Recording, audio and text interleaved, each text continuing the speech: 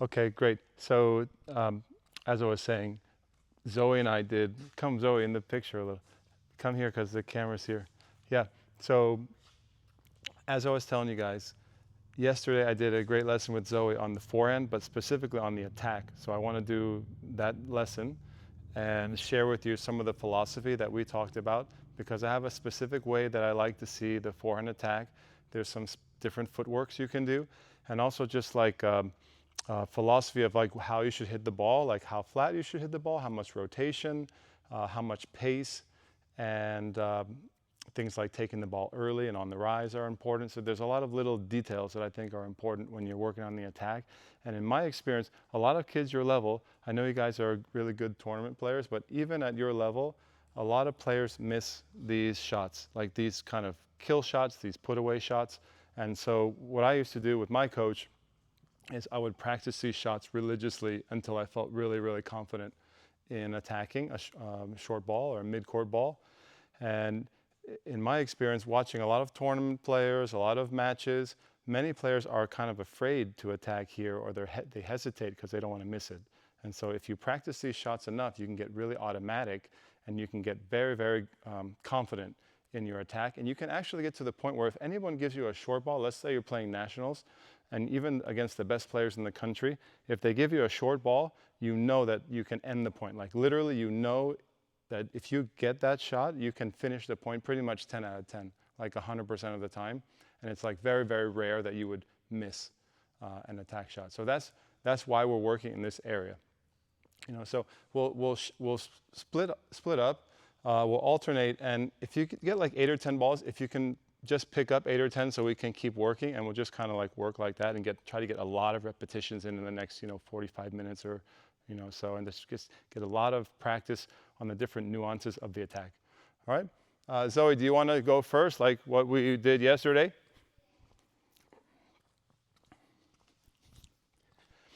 All right, I'm excited to kind of dig into this area.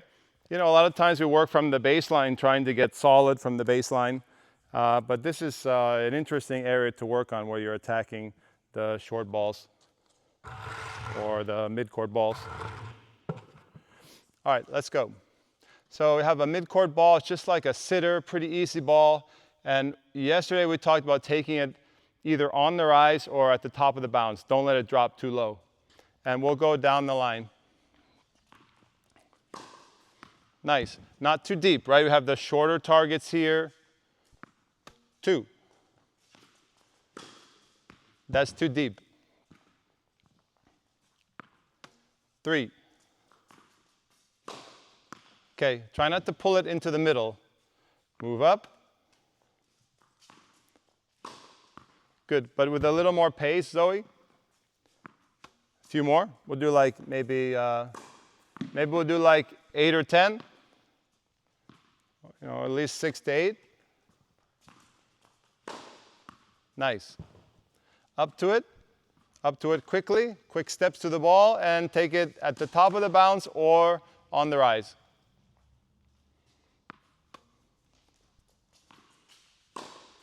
Nice. Perfect. Ready? Okay, so Chloe, one of the big things just philosophically, like the first thing is when you get this mid-court ball, you try to hit the mid-court ball to the mid-court. Don't try to aim super deep. So if you look where these targets are, they're basically in halfway from the baseline to the service line. So you want to aim shorter here. It's a shorter distance shot. So many kids that I work with, they get a mid-court shot or a short ball and they miss it long. Like they lift too much, they extend too much, and the ball goes deep. So the first thing I want you to think about is when you have a short ball, you aim short. Or when you have a mid-court ball, you aim mid-court. Don't aim too deep. The other thing, do you remember, Zoe, yesterday we talked about when you play very deep to the corners here, number 1, it's more risky for you. You might make a mistake. And number 2, in USTA tennis or in junior tennis in general, the other girl will likely call the ball out. Like you see a lot of cheating going on in the back of the baseline area here. And until we get automatic video line calling, which is coming soon to a tennis tournament near you. It's very exciting, but until we get that, there's a lot of risk of cheating if you hit deep here. Like that happens to you a lot. All right, ready? So try not to play deep. I guess that's the first main point. And you got to hit a lot harder than that. That's too soft. Ready? You got a sitter. Okay, come on. You get up to it. That's a great example. Great example. I know we didn't work on this yesterday. Zoe has a little advantage because she worked on this yesterday. But that was probably out. It might have been in, but pretty much every competitive junior is going to call that shot right on the baseline out. Most of them, if it's close, a lot of times that'll be called out. There are a few honest kids out there, I guess. That's kind of pessimistic, but that gets called out a lot, just so you know. And it's going to be more effective in this area, short to these cones. Also, ball should have some rotation. Try not to attack totally flat. That's really important for you. A lot of times you flatten out your ball too much. Let the wrist move and generate some topspin so that you're attacking but with some safety with the topspin. Continue. Right, but so Chloe, better topspin, right? But didn't have a lot of pace. That's the thing. You get up here, you're in the mid-court. You want to hit it with some topspin, but also pace so you can, put it away. It needs to be a combination of pace and spin. That's perfect. That was great. Hey, that was a perfect one. Great job. Great, great.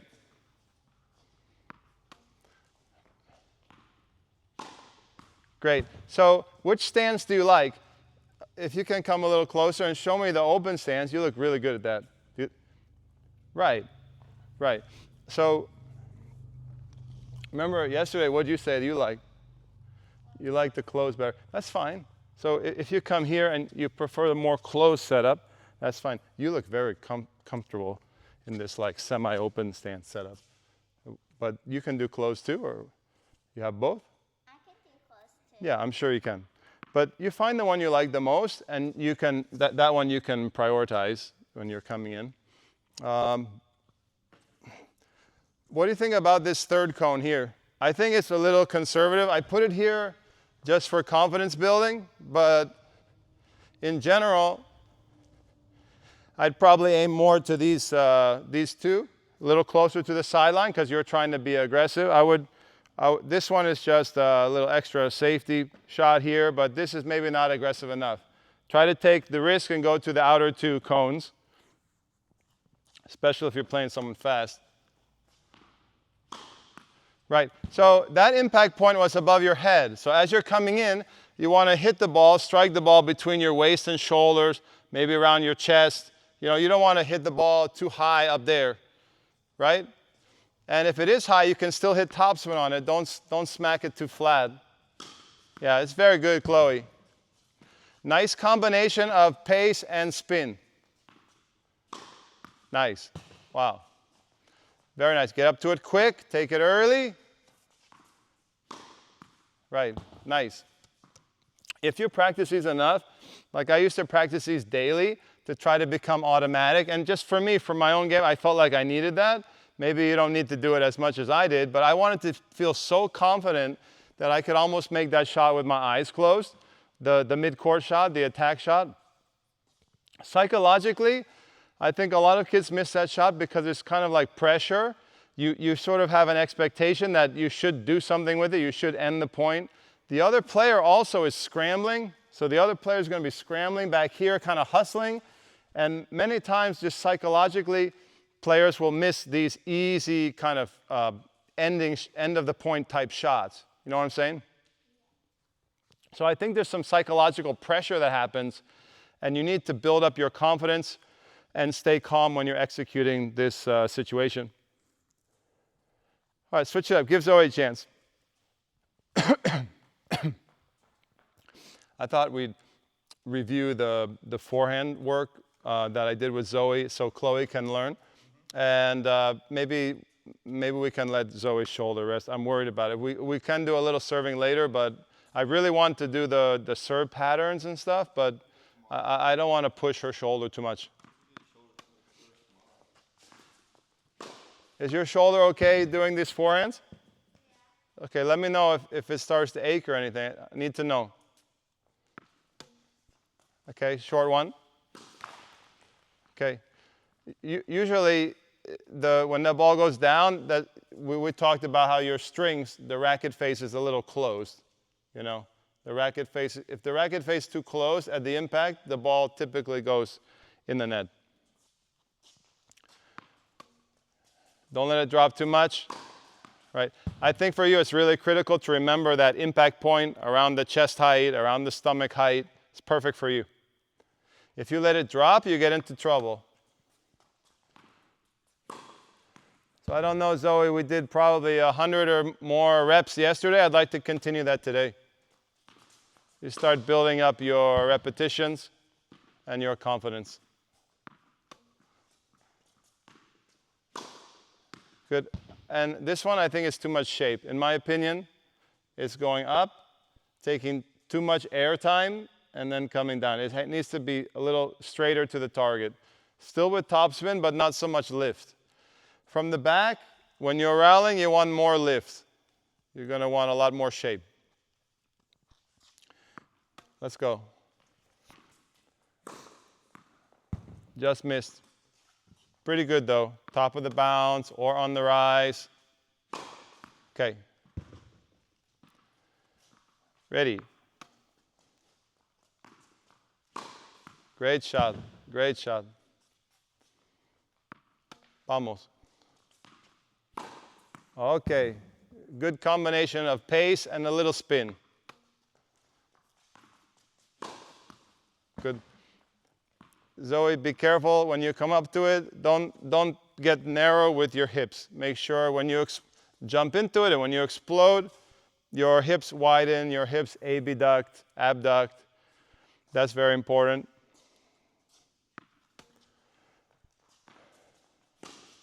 That one's dropping. Be careful. Try to get there before it drops.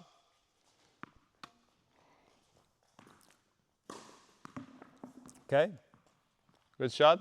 3 more.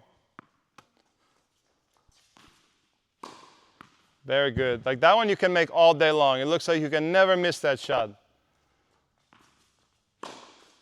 Good.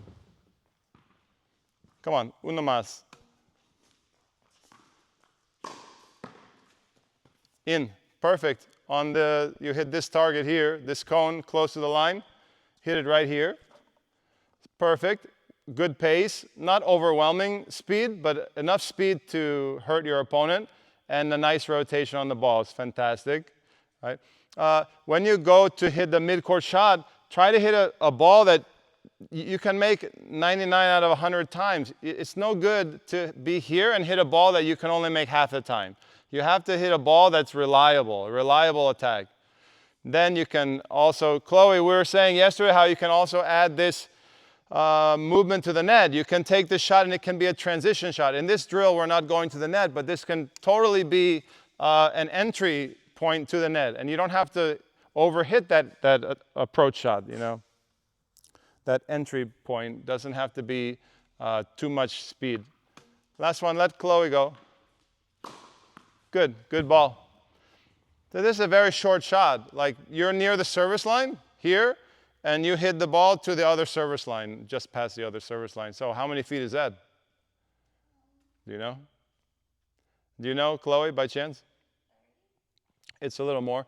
The measurement is 21 feet from the net to the service line. So if you double that, you have 42 feet. So we're looking at a shot between 40 and 50 feet in length.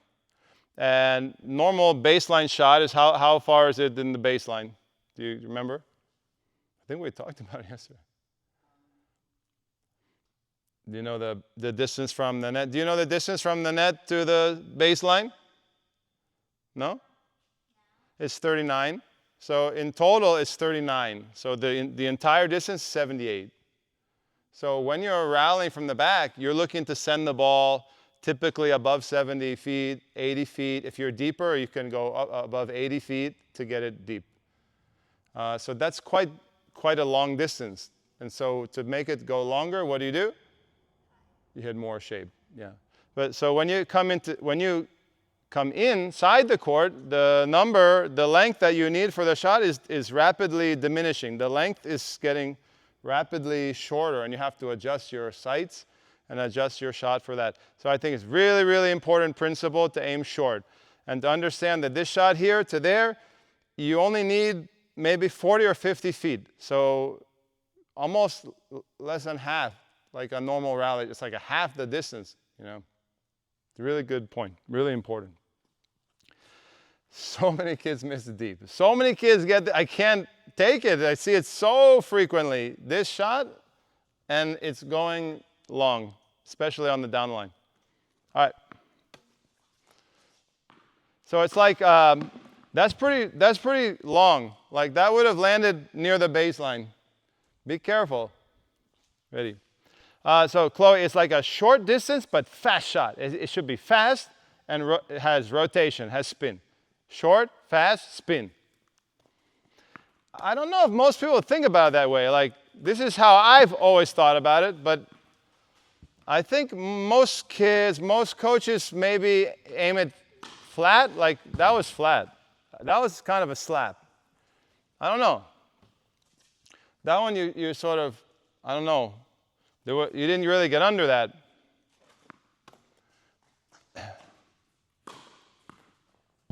How would you classify that one? I enjoy this. I enjoy talking about the different attack shots. How would you classify that? Yeah. It had a lot of spin, but so much spin that sort of the pace went down. And I'm not sure that would have done enough damage to a top player. So it has to have a certain amount of speed, right? Because power still matters. Hitting the ball hard matters. Especially as you get to higher levels, that does more damage. The harder you can hit it without missing it does more damage. Sorry, tough one. Yeah, like that's ultra conservative. It's too safe, right? It's good that you didn't miss it because you don't want to miss these shots, but it's probably a little too safe. When you play lower level like sectional girls, it's probably fine. You hit that shot, you come in, they don't pass well enough, and you make a volley or something. When you play the best of the best in the country, the top kids in the US, the most elite athletes, and if you don't hit a really good approach shot, they're going to pass you most likely. You're going to probably be in a lot of trouble. It's just a different level. Good speed, good combo, good combination of speed and spin. How would you classify this? I think it could have been faster. It had really good spin. I mean, it had the maximum spin you would want to hit on an attack shot. I don't think you want any more spin than that. It had a really nice spin. Something we've been working on with your forehand is not flattening out too much. It's a really good job. Nice work. Let's go. Can you hit through it a little more? This is too slow, Chloe. That's a mistake a lot of juniors make. Like, in an effort to hit safer with spin, they don't hit the ball fast enough. Nice, nice. It's like a rocket there. Nice. Rip it. Nice. All right. Give your sister a turn. Sometimes you get a short ball and you just want to, maybe you're up in the score, you're up 40-15 or 30-15 or whatever it is, 40-love, and you just want to make a statement and you want to hit at your maximum and just crush a big shot. And usually you only do that when the ball's up high, and then you can basically smash the like button and hit a really, basically, it's almost like making a statement, like a power, just very, very powerful, flatter shot. But I wouldn't do that too much. Most of the time I would do like you were doing with the rotation, because then you know you can make it every time, right?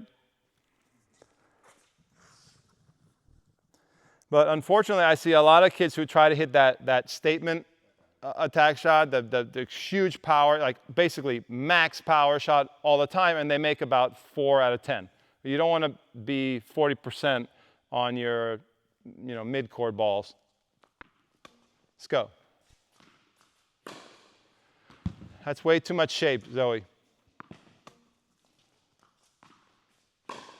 Nice, good job.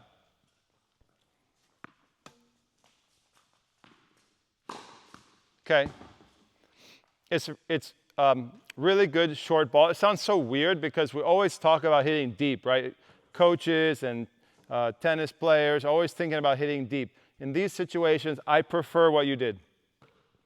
Another example is, let's say you get like inside out, or you have an option to play angle. It's always better to hit the angle shorter too. It's shorter distance shots.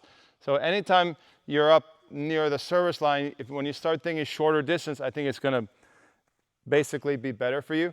You know, another thing too is when the passing shot, your opponent who's hitting the passing shot, when they run forward on a diagonal, if it's short, that's often a little trickier than if they're hitting the passing shot from the normal place. So there's all sorts of benefits to aiming short here, at least in my opinion.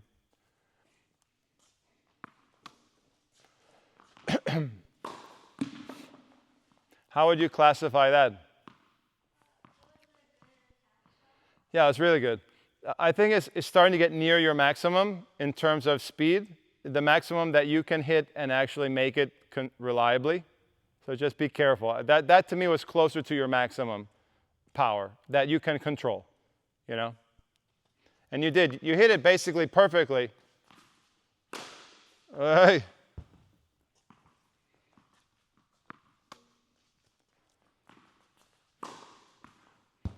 And that one is almost identical location, but it's not the same classification. That one has, I don't know if you can feel it, has I don't know, 500 more RPM, and it's a lot safer. It's identical location, you know, and the speed went down a little bit, a few miles per hour, but you know. That was pretty close to the baseline. You almost missed that. Shorten up your sights. Okay.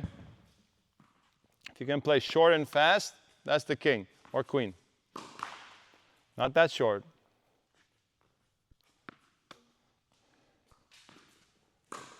Okay. Vamos. Really nice ball. Really nice short ball. Nice spin. You're not going to miss that. We talked about coiling. As you come up, it's common. Sometimes players forget to rotate their shoulders. You come up, make sure you're rotating well. You have that good shoulder turn. And remember, we talked about disguise. That also helps you disguise the shot.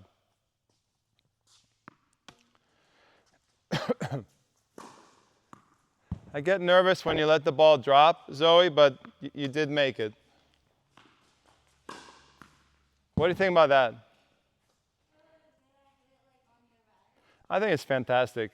You took it early, and then you hit it with, you know, it's a tricky shot. It's over the high part of the net. You know, most official tournaments will have the single sticks, which makes the side of the net even higher. You know, at least they should. And that shot had a perfect dip, like just like this, up and down, and it went short. It's just a great shot. It's a really good control shot. And it's a shot that a lot of players will miss. When a lot of players running here, when they go down the line, they miss it all over the place. Good job. Switch it up. We'll do a couple more on this target, and then we'll switch to the yellow target. So I want to talk about that.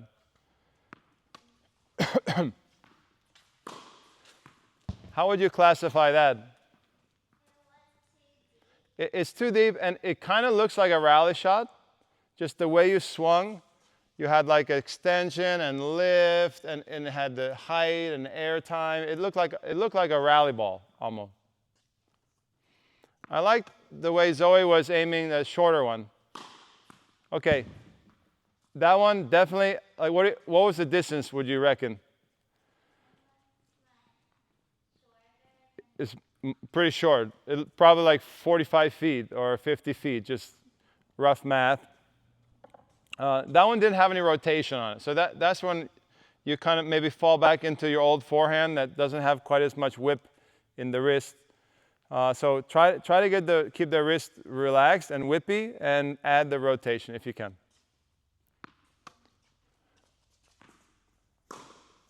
Okay, shot. Come on, up to it. Don't let it drop too much. Nice. Pretty nice combination of pace and spin. You know, like a blend, nice blend. Got to blend that pace and spin. Nice.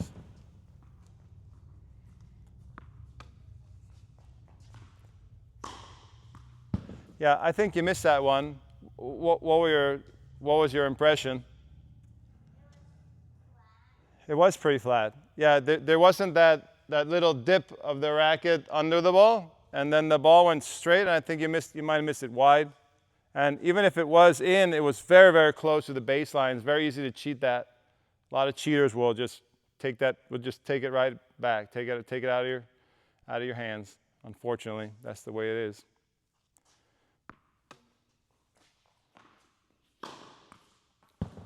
I mean, it's really hard to stop a determined cheater in junior tennis, and there's a lot of those cheaters out there. But if you hit a ball here, it is harder to cheat on that than, you know, something that's clipping the line back there. Although some kids will call that out too, so it's unbelievable.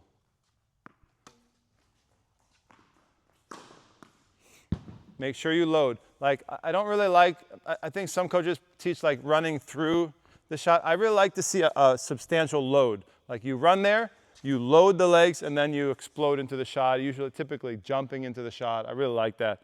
A lot of different philosophies on how to like hit these shorter balls, these mid-court balls. Some coaches say like run through it. Some coaches say stop and just, you know, sort of stay grounded. I really like the concept of loading and sort of getting airborne and transferring your body weight into the shot mid-air, especially if their balls are higher. Yeah, great. It's great, Chloe. You don't have to change very much there, just got to automate that. Oh, you don't want that. Let's go. Okay, how would you classify that? Sorry to ask so many questions, but I want you to like tell me like what was your impression? It was really close to the net. The speed dropped too much. The speed dropped from, you know, maybe 20-30% of the power we need went down. Ready? You got to really hit it. Remember, at high level, power still matters. Like how hard you hit the ball matters when you get to higher levels. That's way out. What did it feel late or what? Do you remember?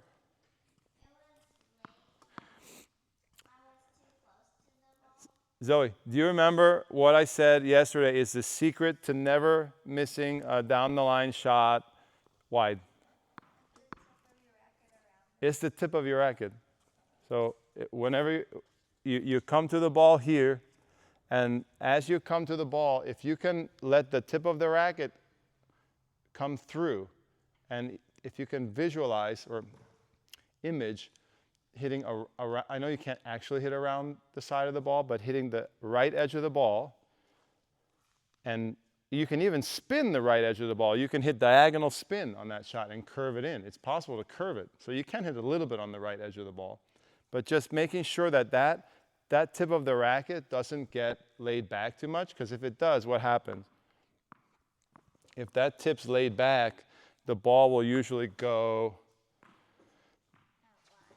it'll kind of fade wide. It'll deflect wide. But if you're loose with your wrist and you let the momentum of the tip of the racket come through, you know, and then you can kind of start to. That was in. You know, you can make sure that at the minimum you're here. You see the strings? At the minimum here. And if you swing with a lot of whip, you can even curve it. You can curve it in. You can bend it a little bit, which is kind of a cool phenomenon, like diagonal spin. But if you remember that, even if you're late, like maybe I'm a little, oh man, I'm late, I can still adjust with my hand and wrist, and I can sort of save it, even if I'm a little bit off with my positioning. And you can literally never miss down the line wide again if you control the tip. That's the best tip about the tip I can give you guys. That's the best tip about the tip I'll ever give you.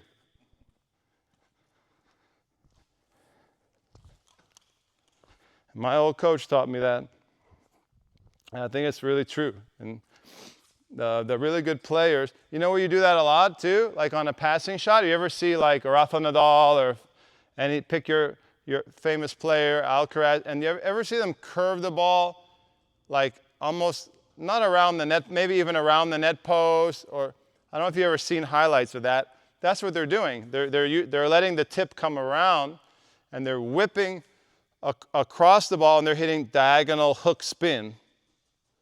The same thing here. This is just a different situation. This is more like attacking situation rather than a counter-punching situation.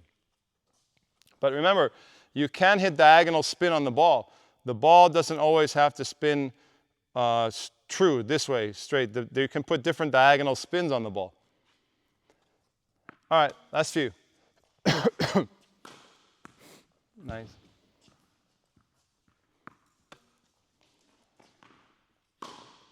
Nice. Load up the legs.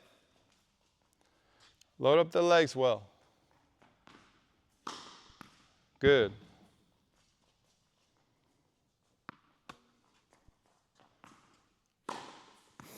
That's a bit deep. Get up there quickly.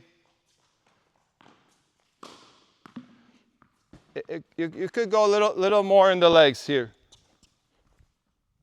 You know the 90-90 rule? You try to get both knees bending 90 degrees. That rule would be good for you. Try to bend the knees 90-90.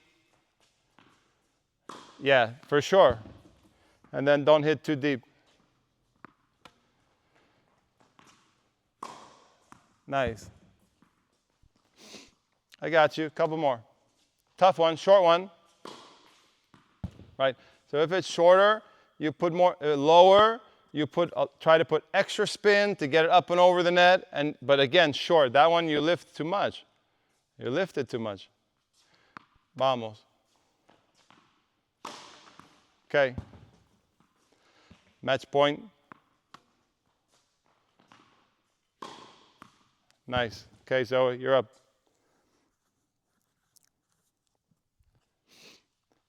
Vamos.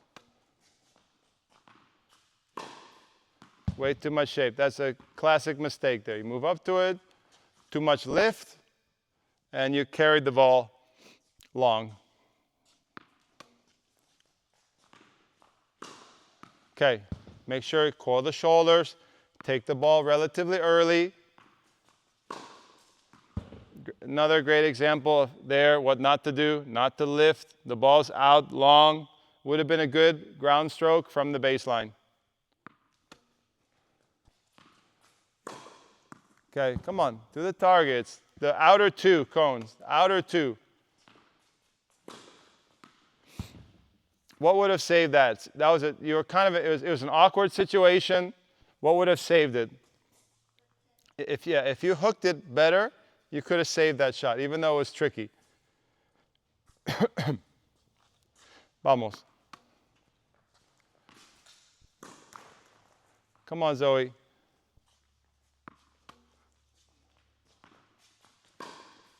Wow, that's way wide. Really should never miss wide. Wide shouldn't really be a factor. If you control the racket face and the tip, what your wrist is doing, wide shouldn't be a factor. Nice. Vamos.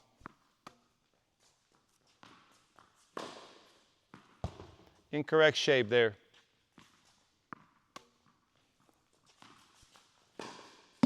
I mean, you can let it drop like that. You just create more problems for yourself. You're creating more of a difficulty with the obstacle there. Come on, last two. Great kill shot there. Great kill shot. Good pace. Too much shape. All right, grab a 1 minute sip of water.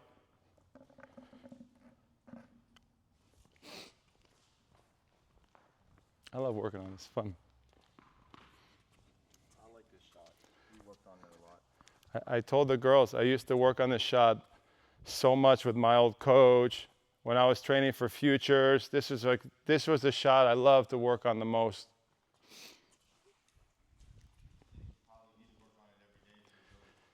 I think it depends. Like some kids, maybe they have a knack for it. And just for me personally, I needed the confidence. I needed the reps, you know. And there's all sorts of different situations. This is just like just kind of a sitter, but there's also lower ones that are like kind of underspin, and then there's ones with we can do it with top spin, and you know sometimes you get like a difficult sitter with top spin, and you really got to work on those to get the confidence.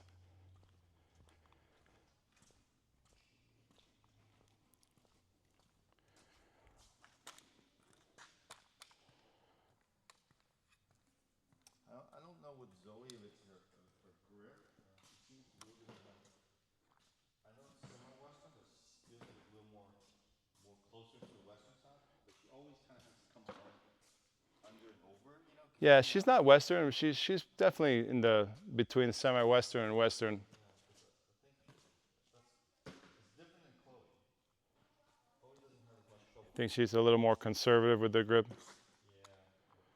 That seems to be Zoe's problem. She just always likes to let the ball come down, so you know, bring it up over it. But there's so many girls now with the Western. You know that like I think 3 of the top 5 women have full Western grips on the WTA. Oh, really? It's quite remarkable. You have Coco, Iga, and who's the 5th? It just slips my mind.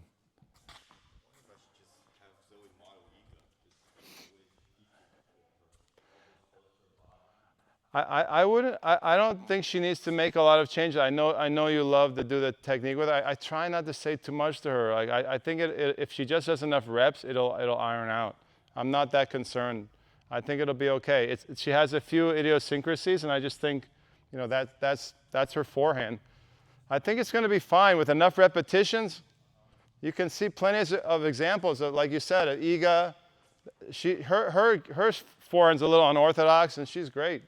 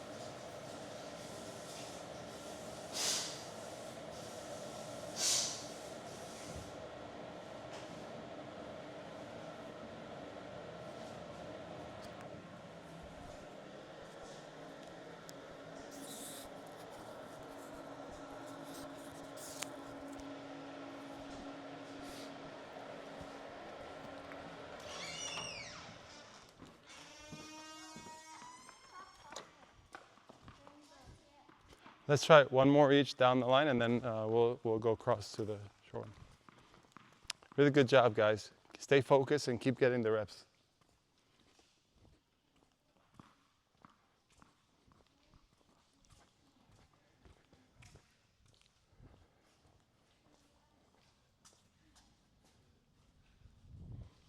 Okay, let's see. And we have a little different camera view here. Ready?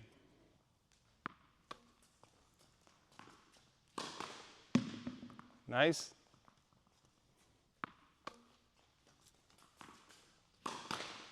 Okay, you gotta turn your shoulders and show me your back. That's a great example of too much shape, right? Too much shape.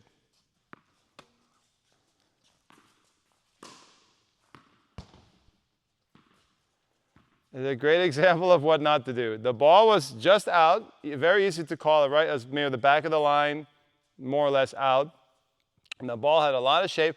All that shape gives your rival time to chase the ball down as well. You don't want much shape at all. The trajectory should be low. Yeah, kind of like that, but not net, obviously. And compare that to a couple of the forehands before, from a couple shots before. That's perfect. That was the best one, right there. That's how you got to plug it in. That's how you lock in and do it just like that.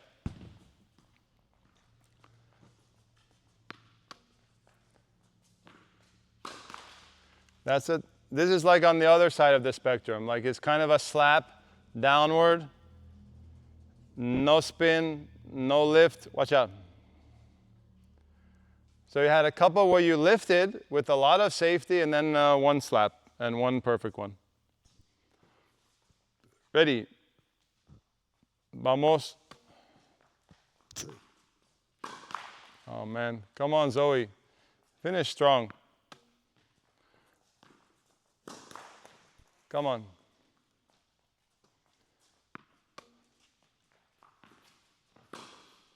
There, I know you don't feel as comfortable with the open stance. That was a great open stance. You were under pressure, did a great job off that right leg. Come on, two more, a bit more pace. Nice.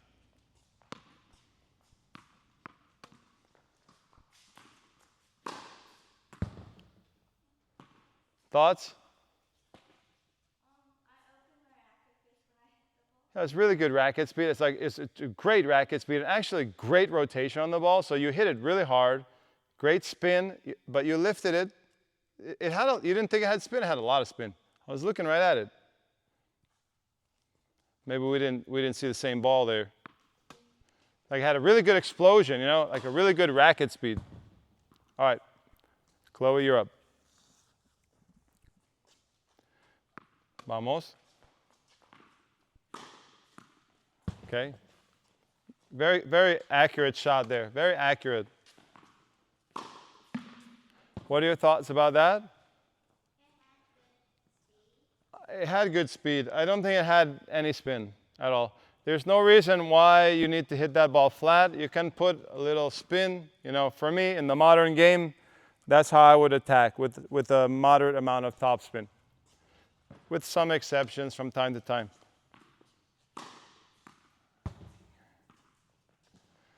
Vamos. Okay, really nice. Really nice. Great spin. Great spin. Good job, champ. And then keep the speed. Don't let the speed go down too much. Like that's too slow. Try to get a nice blend. Nice blend. Okay, pretty good.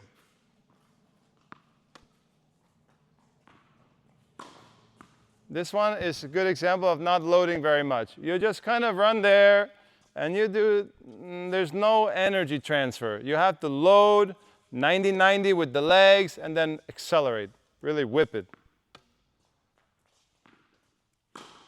Yeah, better pace. You have to produce the pace. The power matters. I just made a video about how tennis is a game of control and consistency. And that's true, but as you get to higher levels, you need to have power, you need to have weapons, you know, that's a whole nother video. Good job, nice. Okay, so let's talk about angles.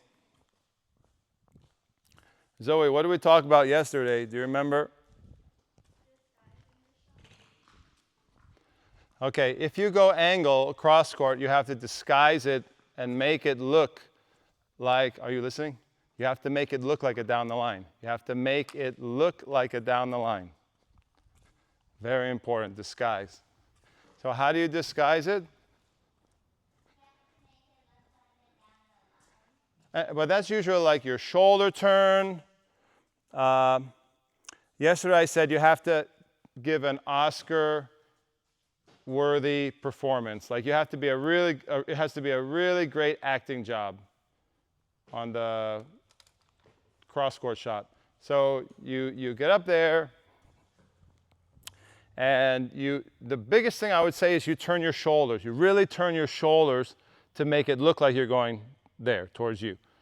And then at the last moment, you bring the tip. You use the tip to whip the top of the racket around, and you meet it just a fraction earlier, and it goes right there, just with the wrist. Yeah? But what a lot of people do is they sort of open a little with their shoulders early, and then people can read the shot. Also, what a lot of people do is they switch stances. Be very, very careful not to use a particular stance for a particular direction. For example, I had like many students come to me and say, well, my coach said if I'm going cross court, I should play semi-open, and if I'm going down the line, I should close up my stance. That's insane. You know, you need to be able to go anywhere with any stance, and you definitely don't want to have like you know what a tell is? A tell in poker? Like a tell is like something you do physically that like gives away whether you have like a good hand of cards or a bad hand of cards. Like, you know, it's just a poker saying. But basically, you don't want to have any little giveaways. Like if I'm playing you and I just happen to notice when you close up your stance, you go down the line. I mean, think about how that would help me. You know, think about that would help me so much. That means every big point, if I see you close your stance, I know where you're going to go. So you have to be able to like mix your stances up. That's very important too. Another quick thing about this guy is the head. The head. So a lot of times, look, I'm here, I'm going to hit my shot, I'm going cross court. Some people do that. That's a tell. They start to shift their head just a little bit. That's enough for a good player, really good player. They see your head start to move, they see your eyes shift. And it gives away a shot. So you keep your head really still, you turn your shoulders, and you are able to hit any direction with any stance. I think those are kind of the big ones for disguise.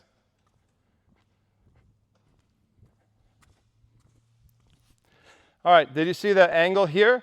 Very, very underrated, undervalued approach shot, an attack shot, angle attack shot. Not through the back. Chloe, don't try to reset your sights and aim across the sideline here into this triangle. Try not to attack the back here. All right, ready? Let's go. So same situation. Right. Make it look like you're going down the line, and then play angle. And if you master the down the line, which we just did, and if you master the cross court angle, not cross court deep, you should be in a really good place. You should be all set. Okay. Ready, champion? Great location. Good job. You want to get a blend of pace and spin. That's it. Great example of a really dangerous attack shot. When you attack here, I don't have to run that much, and I can pass you very easily. Yeah?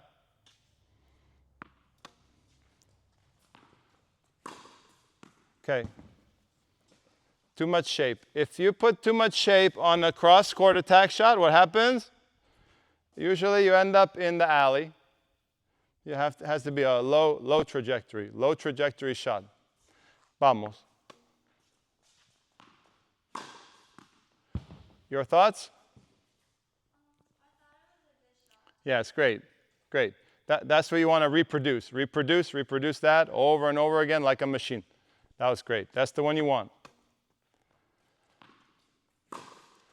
So David, if you can just get the girls to sort of visualize an image and feel how they want to hit it, and then if you give them lots of repetition with the ball machine, or you see how I'm just feeding it very simply, and then let them do, you have to use a little math, hundreds of reps, you know, where they can really dig into the shot, and they should be able to slowly automate those shots. And then when you're at the tournament, you look for the same, that they're doing that when they see the opportunity and they're actually implementing the same technique, they're doing this same footwork, and they're not fearful, they're courageous, and they're going and executing the same technique in practice matches and in tournaments. And when you see that they're doing the same shot that you did in drills, you know you got it. Only then. They have to be willing to do it in the match. So you kind of look for that when they're playing. Or, for example, what's the point of practicing these shots all day long?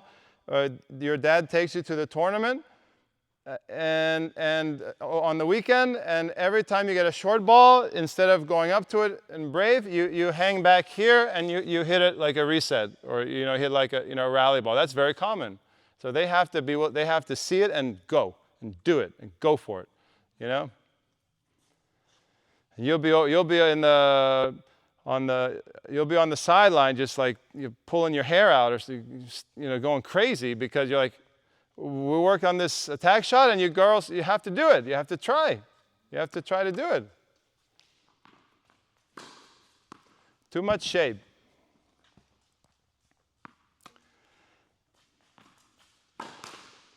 Okay.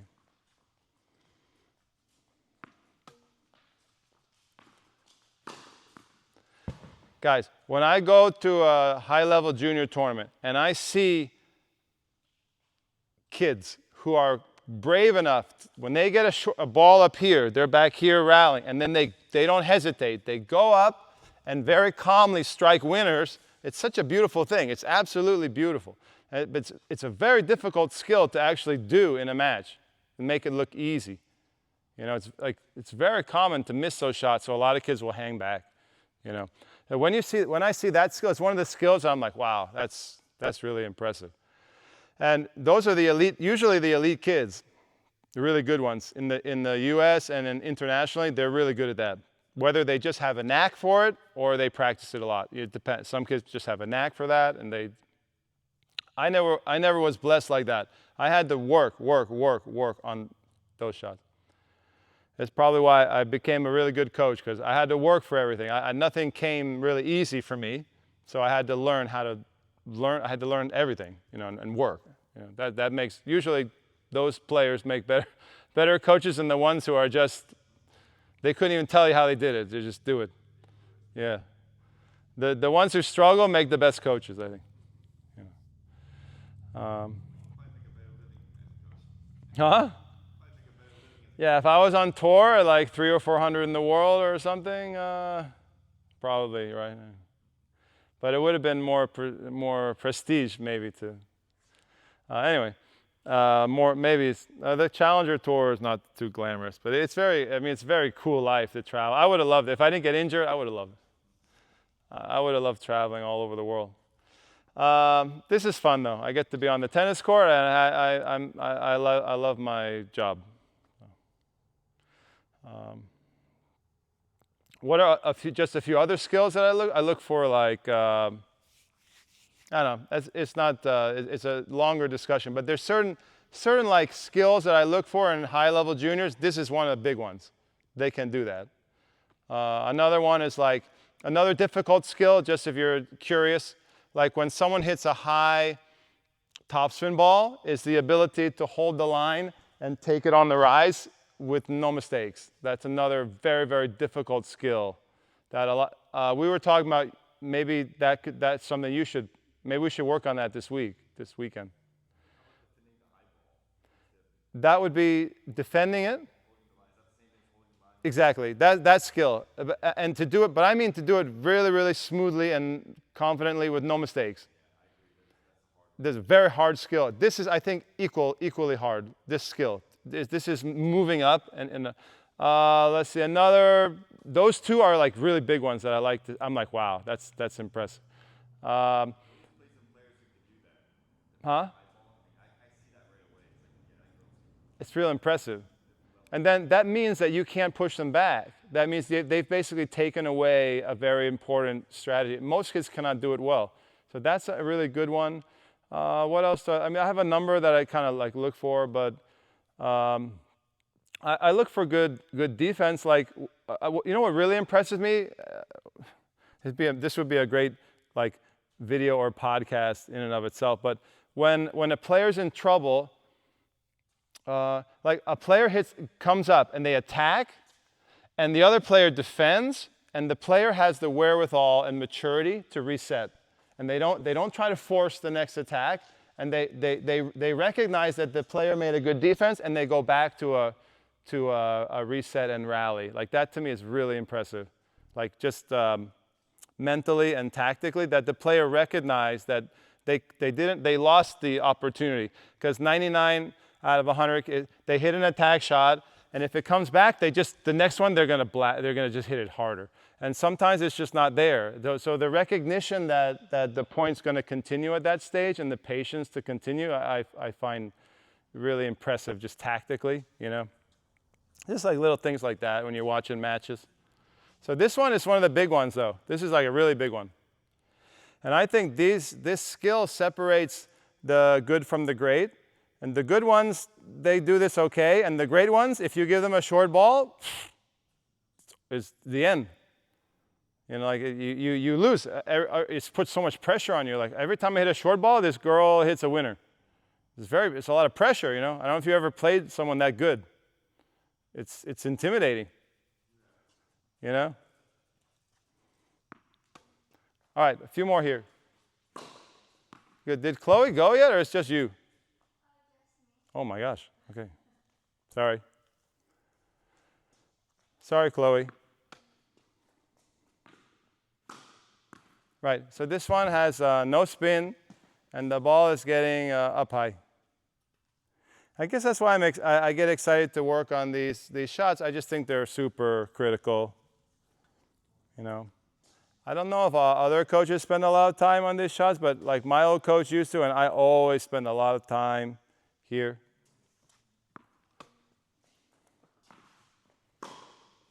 Yeah, it's not angle. It's not angle. All right, this is a great example. There's no disguise. You went semi-open, which is fine if you can go semi-open there as well. But your body is like this. So to me, this is sort of a giveaway, a tell that you're going to go cross-court, usually. If you coil more, it usually indicates down the line. So try to have the same amount of shoulder rotation when you set up.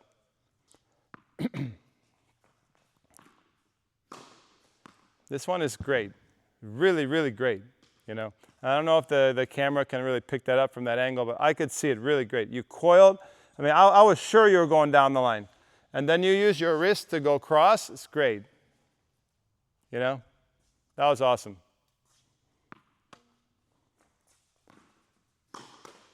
Okay.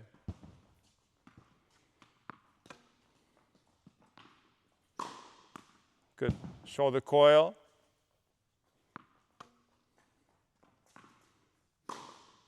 And David, you can move that around to a different location if you want to get some different angles. Right.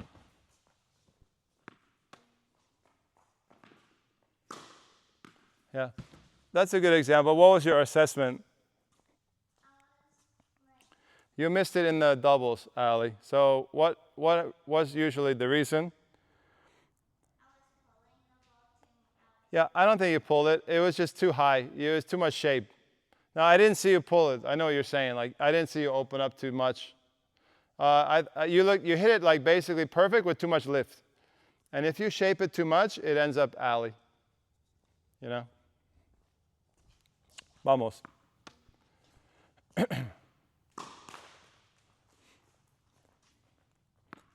Come on, champ. Okay.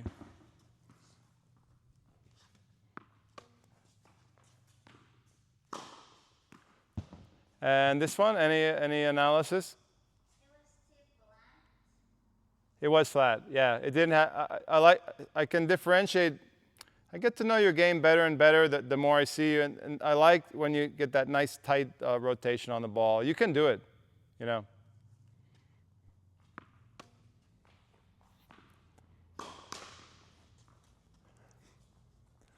Zoe, should we work on your holding the line this weekend?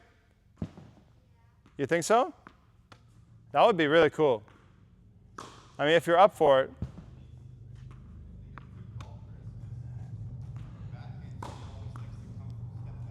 Yeah, we were talking over the summer that might be like the future for her game, to try to play more hugging the baseline, you know, not giving up so much ground. This is out. The ball's out. You look like this. Your heels up. You're a little bit falling backwards. You know, you want to throw your body into it, and the ball has to rotate to find this triangle here. Right? Vamos. Come on, curl the shoulders.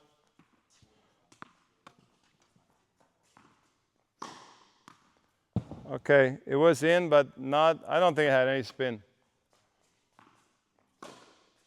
This is too much spin, too much shape. Come on. Okay, last chances. Try to find the triangle there. Okay. Vamos. Great. Perfect. All right, switch it. Let's go last couple of times through, work this angle. I can't stress how important it is. Like if you're in the match, you're not going to have these targets. You have to see it in your mind's eyes. You visualize. You have that vivid imprint in your mind of where you want to put the ball, just like you've been doing here. But there won't be any cones. And you don't want to shoot that ball through the back. You want to go across the side. Very important. Ready? Va.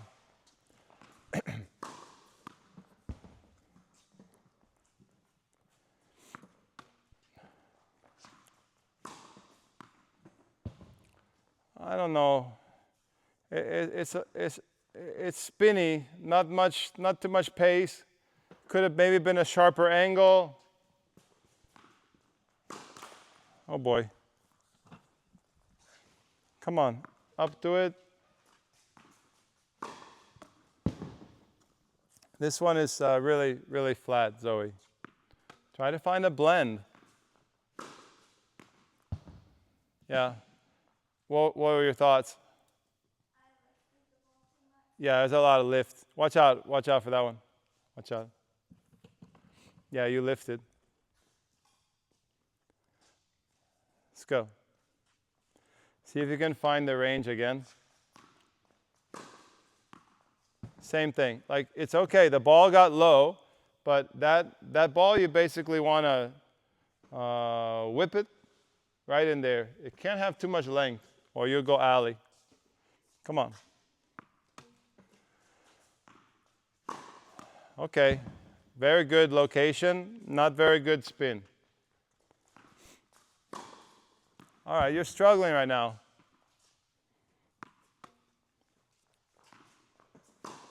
Nice. That one, pretty good there. Pretty good on all accounts. Yeah, too much shape equals alley. So like you know, I wouldn't blame you if you were missing like that. You say, oh, I'll just aim more through here. But that's not going to work. Not against a good player. You have to get it lower. It has to be lower. Okay. Okay, tough one. Okay, that was definitely lower.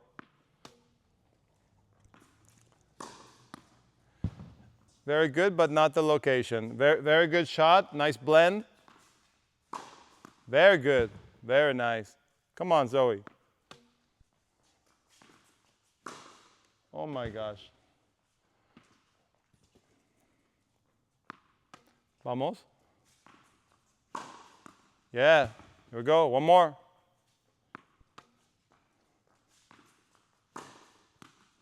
Too deep. Let your sister have a chance. Okay. Make sure you disguise it. Let the wrist come through at the last moment. Come on. It's really almost perfect. Unfortunately, it was wide, Chloe, but like if I was at your tournament and you missed like that, I'd be like, it's okay. That's the way. That's what I want you to, that's the shot you want to attempt.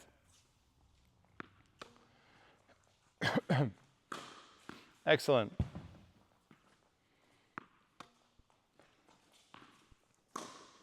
Okay.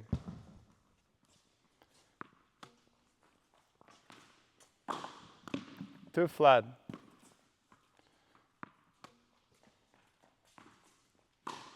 Oh boy. You need a combination of pace and spin. Yes, this is the correct length, correct spin, but just needs to be through the triangle.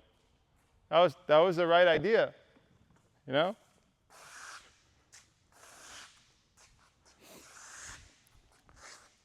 Here we go.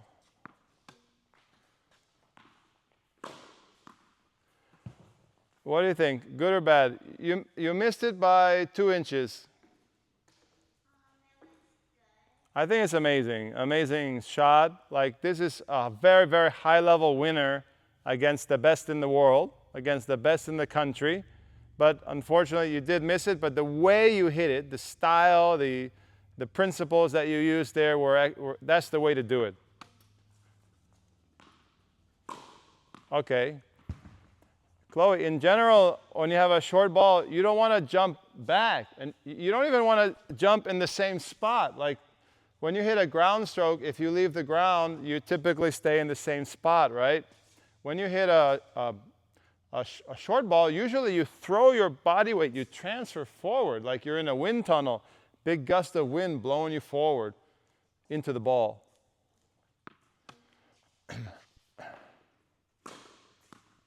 Nice. Did I tell you the funny story? When I was training with my old coach, Gilad Bloom, when we would come up to hit these short balls, he would come behind us and push us, like shove us forward so that we get the feeling of the transfer, you know? And we used to be a little bit scared because he's kind of an intimidating guy. He's a tough Israeli guy. You never know when Gilad's coming up behind you, when he's gonna push you or not. But like the fear of having Gilad behind me, you start to want to go forward more. But you know what I mean? You don't want to be just stationary here. The idea is to transfer. That's a funny memory. Yeah, you can. You go, and you feel it right away. You're like, whoa. But it's actually a good coaching approach.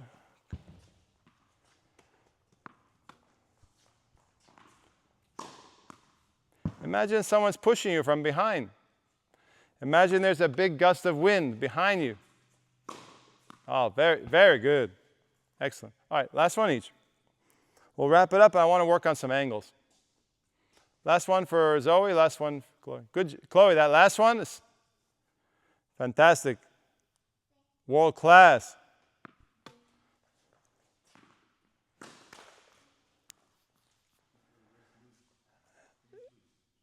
Yeah, don't let it drop too much. Come on.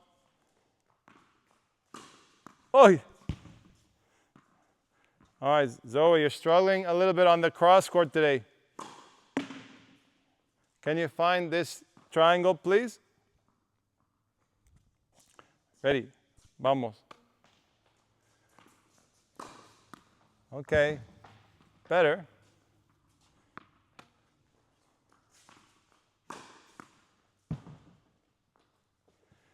Yeah, her grip's a touch more over than Chloe's.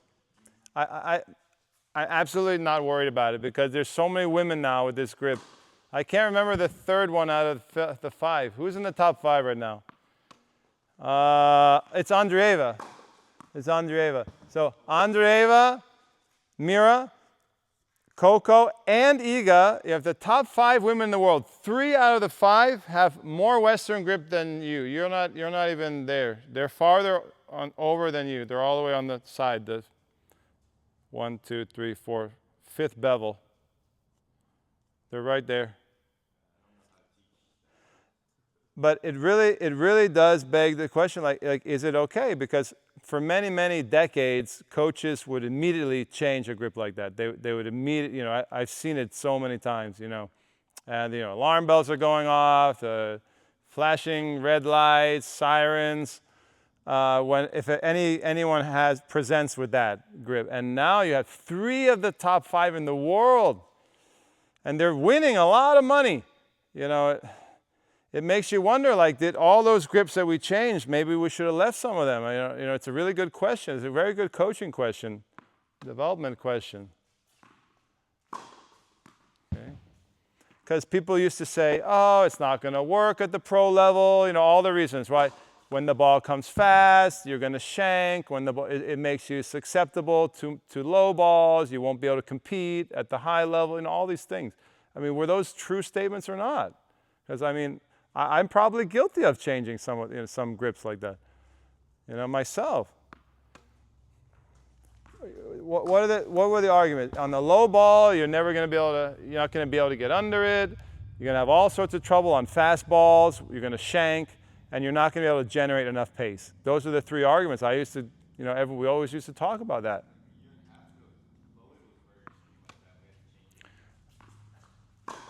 So I'm not saying you did the wrong thing, but it really makes you question, like you see a lot of top women with the full Western, not a semi-Western, full Western, and they're doing very well at very high speeds,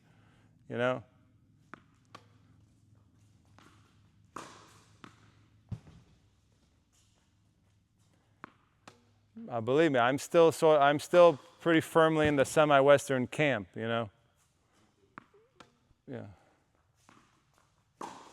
Okay, all right. Who went first? Okay, last one, Chloe.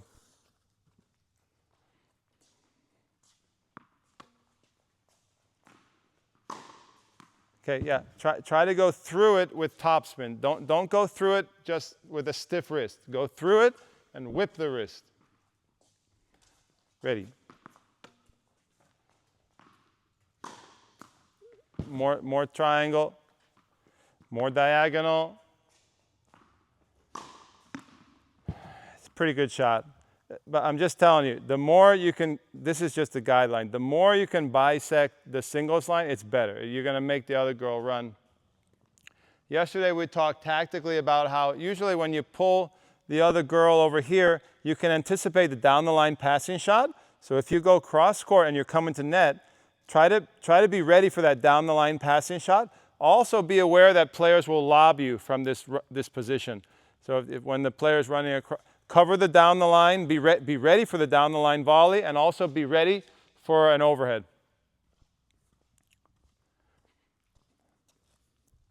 Last few, let's go. Yeah, really nice short distance.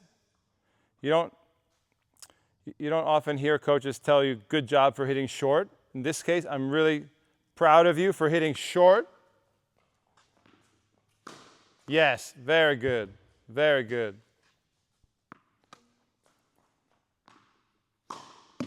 What was like your big breakthrough when you came to summer camp? You started using the angles during the time you were here. I was so proud of you. Do you remember? You did such a great job with your angles. I hope you continue to do that after camp. Yes, very good shot. So then if you're coming into net, you would come in, follow the ball, you split step, and then you're ready to cover that down the line. Because a lot of players will try to shoot it down the line. There's an opening there. There's a gap down the line. But you can use that to your advantage. There is a gap. You come in, you leave the gap. Zoe, you know what I mean? You leave the gap. You split step, and then when they shoot for that gap, you just cut it off, and you got an easy volley. You know what I mean? You use the gap to your advantage. Vamos. Okay. Here we go.